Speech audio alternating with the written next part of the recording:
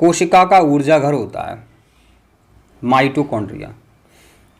जिस प्रकार ऐसे अपने घर की माई होती हैं वो भी ऊर्जा का ही घर है, खाना वाना बनाती हैं। इसी प्रकार कोशिका की जो माई होती है मम्मी होती हैं माइटोकॉन्ड्रिया। कोशिका को ऊर्जा मिलती है माइटोकॉन्ड्रिया से।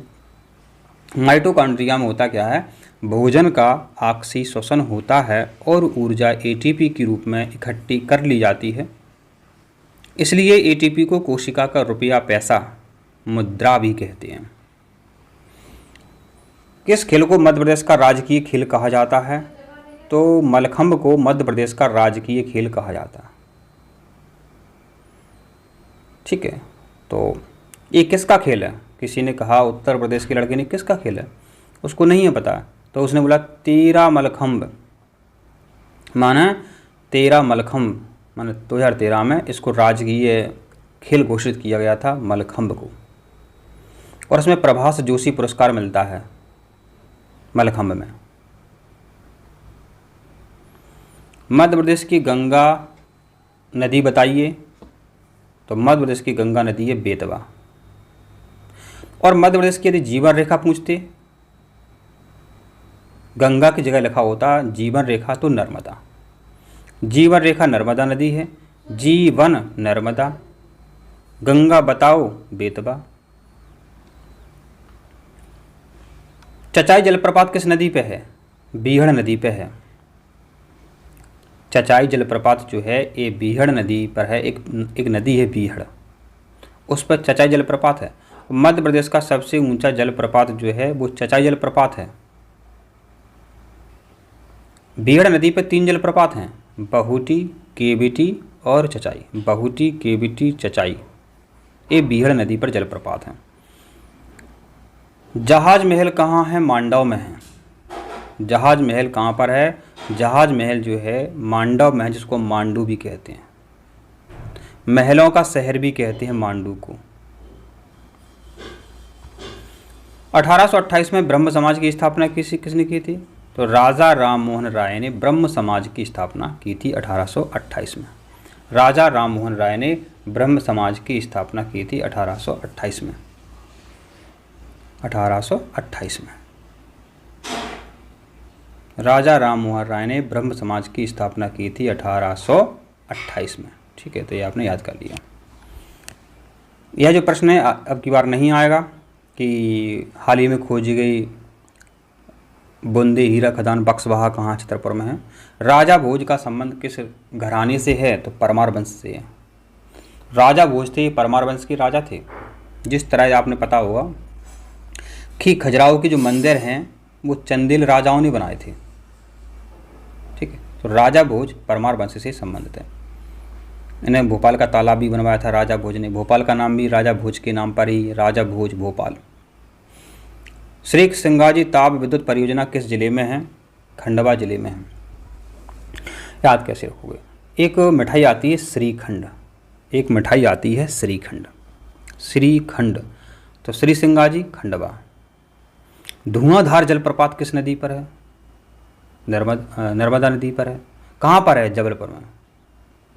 जब आपको धुआं वाली बात दिखाई देवे, जब आपको धुआंधार जलप्रपात पूछा जाए तो इसका उत्तर आपका रहेगा जबलपुर। किस नदी पर है? नर्मदा नदी पर है। जबलपुर की से थोड़ी दूर जो जलप्रपात है आपका धुआंधार, ये जो धुआंधार जलप्रपात जहाँ बनता है उस स्थान का नाम भी पूछ सकते हैं, वो भेड़ा घाट। ठीक है। मध्य प्रदेश की औद्योगिक नगरी किस शहर को कहते हैं? औद्योगिक नगरी इंदौर को कहते हैं, क्योंकि यहाँ बहुत सारे उद्योग हैं, इसलिए इसको औद्योगिक नगरी कहते हैं। कौन सा क्रिकेटर मध्य प्रदेश से संबंधित है? तो नरेंद्र हिरवानी मध्य प्रदेश के क्रिकेटर हैं। ठीक है, तो ये तो आपको पता ही है।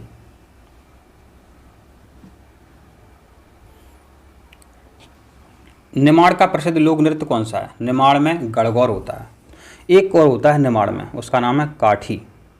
दो ही पूछते हैं बस, कभी गणगौर पूछ लेंगे, कभी काठी पूछ लेंगे। तो काठी और गणगौर जो है, काठी और गणगौर जो लोक नृत्य हैं ये निमाड़ क्षेत्र में फेमस हैं। निमाड़ क्षेत्र अपना खंडवा और खरगोन का पड़ता है। कौन सी जनजाति मध्य प्रदेश की सबसे बड़ी जनजाति है? भील। तो मध्य प्रदेश में सबसे अधिक जनसंख्या में पाई जाने वाली जनजाति है, माने आदिवासी लोग हैं भील जनजाति के। और भील जो हैं भगोरिया नृत्य करते हैं, भगोरिया मेला का आयोजन करते हैं और झाबुआ में मिलते हैं भील।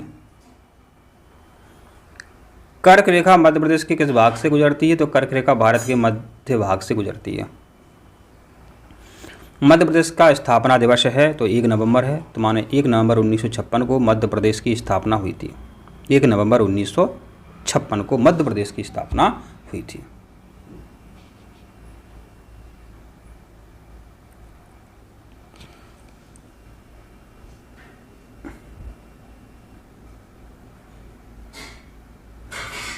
जीवाणु तथा कवक क्या होते हैं? ये होते हैं अपघटक, माने मरे हुए पदार्थों का अपघटन करते हैं। केमिस्ट्री पढ़ा होगा आपने, अपघटन माने होता है टूटना। कोई जीव मर गया तो उसको टुकड़ों टुकड़ों में तोड़ देते हैं। कौन? जीवाणु तथा कवक। अगर जीवाणु कवक नहीं होते तो कोई जीव कितने दिनों तक सड़ता और बदबू फैलाता वो, लेकिन कुछ ही दिनों में जीवाणु तथा कवक मरे हुए पदार्थ का क्या कर देते हैं? अपघटन कर देते हैं। इसलिए जीवाणु कवक कहलाते हैं अपघटक। पृथ्वी की सबसे बाहरी व ऊपरी सतह को क्या कहते हैं? भूपर्पटी। अब है आपका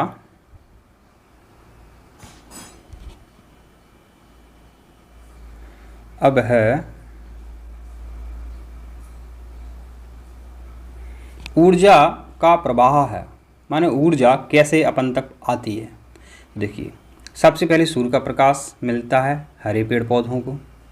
हरे पौधे जो हैं प्रकाश संश्लेषण करते हैं, इनको खाते हैं शाकाहारी जीव जंतु, जैसे अपन लोग हो गए, हिरण हो गई, गाय भैंस। अब जंगल में गाय भैंस है तो उनको कौन खाता है? मार के मांसाहारी खाते हैं। शेर है या सांप मर गया तो मोर फिर सांप को खा लेती है। मोर मर गई, सांप मर गया और शेर भी मर गया, फिर कौन खाता? अपघटक खाते हैं। जीवाणु तथा कवक अपघटक खा लेते हैं और जो बदबू फैलती है उसको कम कर देते हैं। बंद कमरे में कोयला जलाने पर कौन सी गैस बनती है? बहुत इंपॉर्टेंट है। यदि बंद कमरा है, खिड़की से हवा नहीं आ रही है, तो वहाँ पर कार्बन मोनोऑक्साइड गैस जो है बनती है, और जैसे ही कार्बन मोनोऑक्साइड बनती है नाके के द्वारा आपके अंदर गई, आप तुरंत बेहोश हो जाओगे और समझ लो हो गया काम तमाम। तो सर्दियों में कभी भी आग जलाओ तो खिड़की खोलकर ही आग जलाना चाहिए। पारिस्थितिक तंत्र के उपयोग का श्रेय किसे दिया जाता है? पारिस्थितिक तंत्र माने इकोसिस्टम शब्द जो है ये किसने दिया था? ये दिया था A.G. टेंसले ने। पारिस्थितिक तंत्र माने इकोसिस्टम शब्द जो है A.G. टेंसले ने दिया था। संचरणीय रोग का सबसे प्रमुख कारण है, माने जो संचरणीय रोग होते हैं वो सबसे ज़्यादा रोग फैलते हैं घरेलू मक्खी से। अब मक्खियाँ इस घर में घुस गईं, गंदी चीज़ों पर बैठ गईं, बगल में कोई साफ़ सफाई वाला घर है तो उसमें घुस गईं, वहाँ कीटाणु फैला दिए, फिर भोजन कर लिया आपने, तो घरेलू मक्खी ही अधिकतर रोगों को फैलाती है। ठीक, तो मक्खियों से बचना चाहिए। और गर्मियों में जो आप बाज़ार का खाना खाते हैं इस पर मक्खियाँ बहुत बैठती हैं, गंदी जगह पे बैठती हैं, नाली में बैठती हैं, वही फिर आपके भोजन पर बैठती हैं। और आपने देखा होगा बाज़ार में जो मिठाइयाँ होती हैं उनमें चूहे मिल जाते हैं उन काउंटरों पर, तो बाज़ार का खाना नहीं खाना चाहिए आपको। ठीक है। वनों का पर्यावरणीय लाभ है, क्या लाभ है? अगर वन ज़्यादा होंगे तो कार्बन डाइऑक्साइड वो ले लेते हैं और ऑक्सीजन देते हैं, तो इसमें संतुलन बना रहता है। तापमान कम होता है, जहाँ पेड़ पौधे ज़्यादा होते हैं वहाँ गर्मी कम लगती है, माना तापमान में कमी होती है। प्रदूषण को रोकते हैं, इसलिए तो कहते हैं वन लगाओ। ठीक है, तो ये आपका उपरोक्त सभी ये आपका आंसर यहाँ पर रहेगा।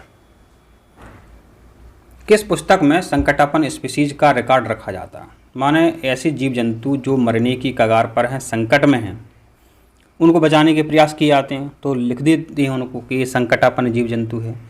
तो उस पुस्तक का नाम पूछा है तो रेड डाटा बुक, माने खतरे वाले जीव जंतु, रेड डाटा बुक। कोनेन नामक दवाई बनाई जाती है, तो कोनेन नामक दवाई जो है आपकी सिनकोना वृक्ष से बनाई जाती है। कोनेन नामक दवाई सिनकोना वृक्ष से बनाई जाती है।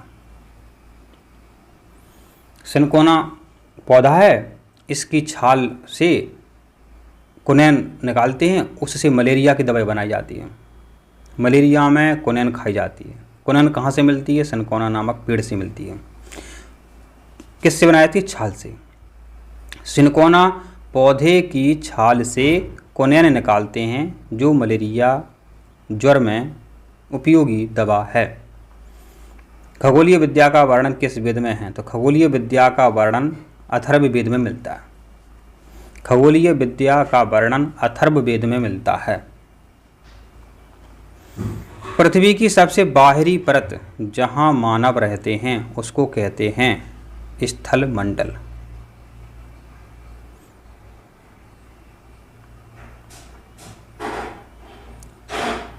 पृथ्वी के भूपर्वतीय भाग में पिघला हुआ चट्टानी पदार्थ ठंडा होकर बनाता है आग्नेय शेल। अब है वायुमंडल में सर्वाधिक गैस कौन सी है? Very most important, nitrogen. कितने परसेंट होती है? 78%। कभी पूछ लें ऑक्सीजन कितने परसेंट होती है? 21%। कभी पूछ लें हीलियम वाली जो अक्रिय गैसें हैं, हीलियम, नियोन, आर्गन जो अक्रिय गैसें हैं, हीलियम, नियोन, आर्गन जो अक्रिय गैसें हैं, ये 1% के लगभग होती हैं। कौन से जीव को किसानों का मित्र कहते हैं? तो ये तो सबको पता है, केंचुआ को कहते हैं। तो कुछ प्रश्न तो इतने सरल आते हैं कि अब क्या बताएं। भारत के प्रमुख पक्षी विज्ञानी हैं डॉक्टर सलीम अली। पक्षी विज्ञानी हैं सलीम अली। और जल पुरुष कहते हैं राजेंद्र प्रसाद को।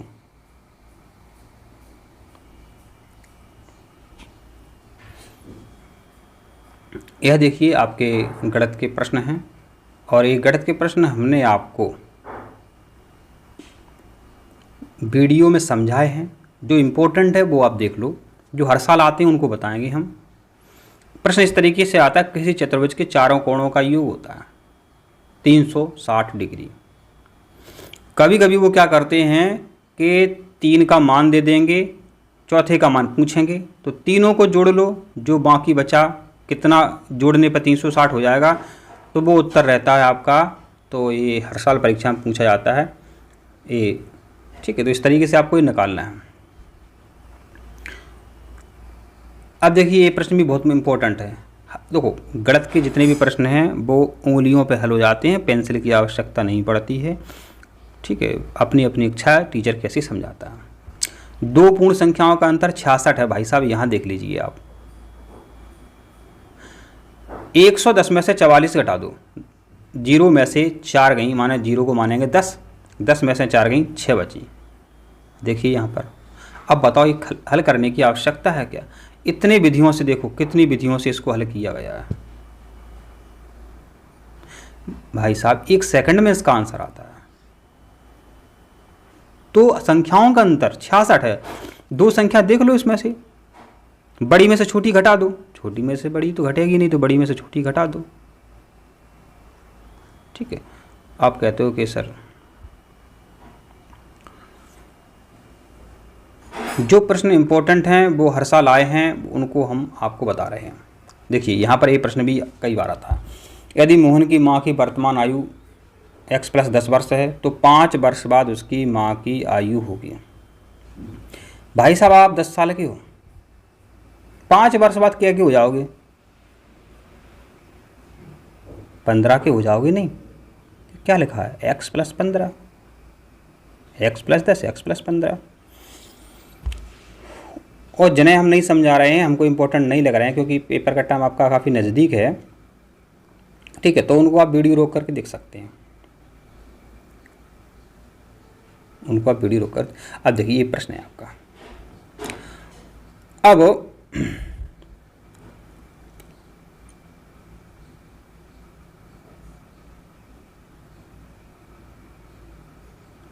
ऐसा प्रश्न इंपॉर्टेंट है, हर साल आता है, फिर आएगा। आकृति में इसका मान कितना है, कितनी डिग्री है? तो देखिए भाई साहब, समझो आप बात। कोई इस तरीके की लाइन है या इस तरीके की लाइन है या इस तरीके की लाइन है, इस तरीके की कोई लाइन है।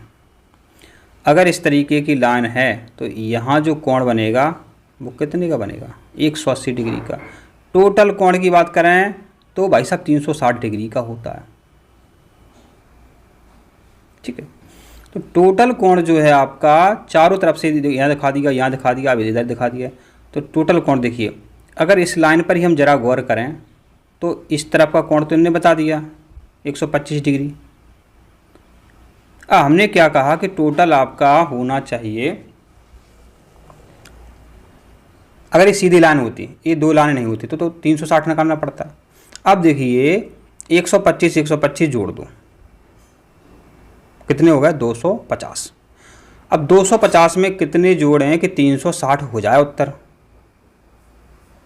250 350 100 भी हो गए और 10 और जोड़ तो 110 डिग्री यहाँ आपका कोण बनेगा। देखिए यहाँ लिखा है 110 डिग्री। तो बहुभुज के बाहरी कोणों का योग 360 डिग्री होता है। अब 360 में ये दिए हैं, इनको घटा दो, यहाँ निकल आएगा अपने आप।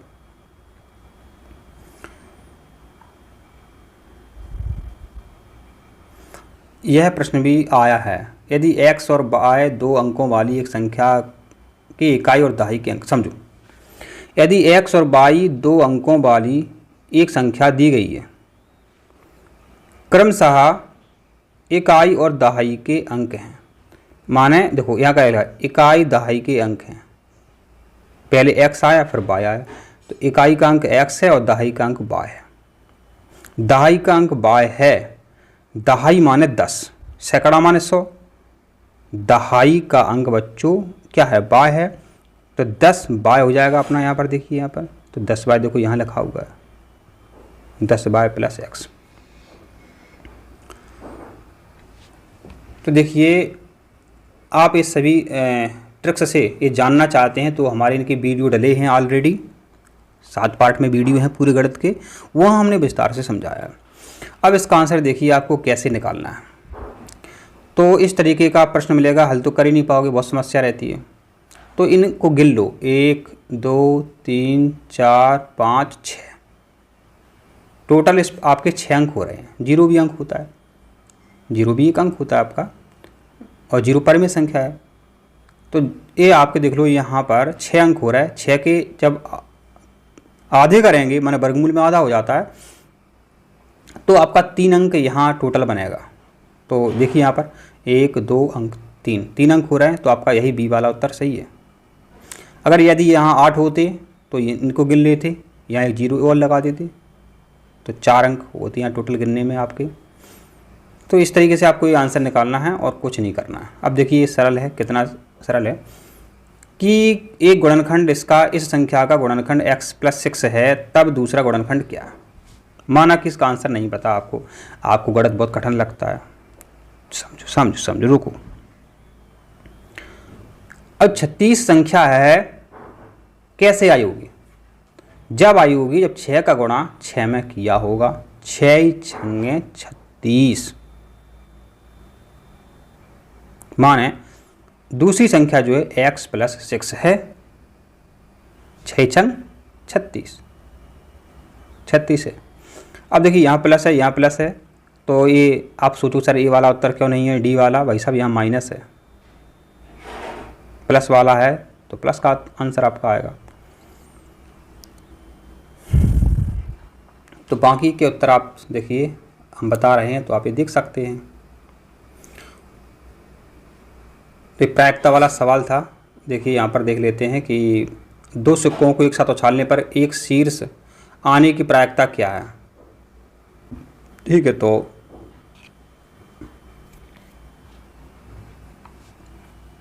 इसका उत्तर है ए।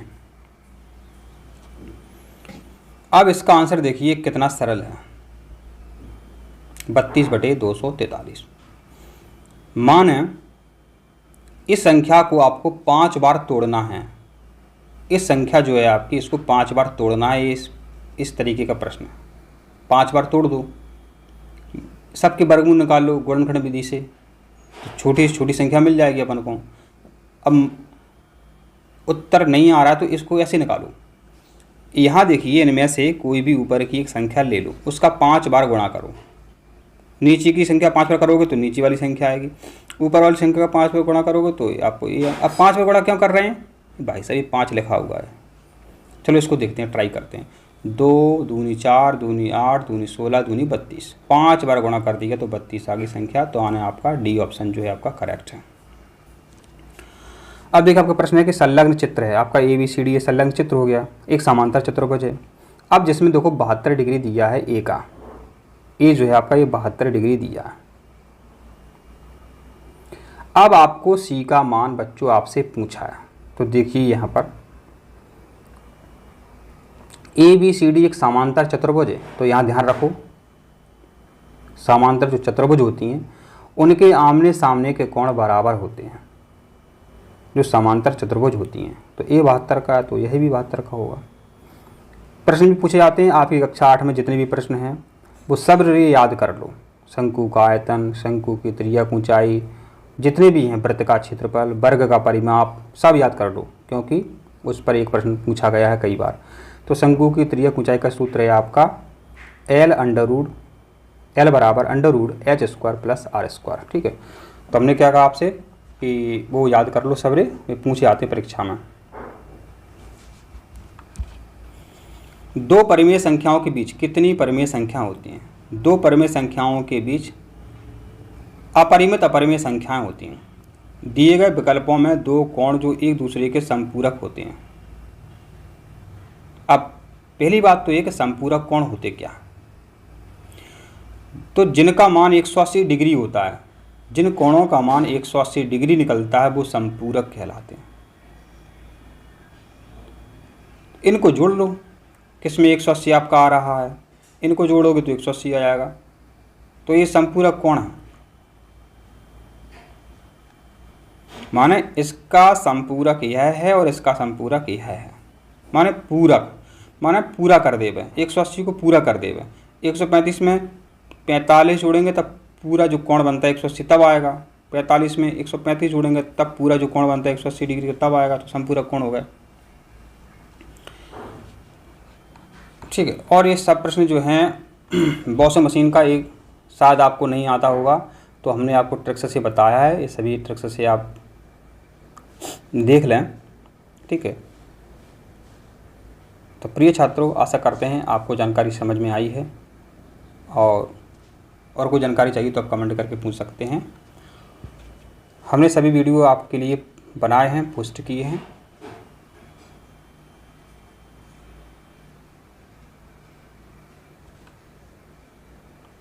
तो आप सभी स्वस्थ रहें और खुश रहें।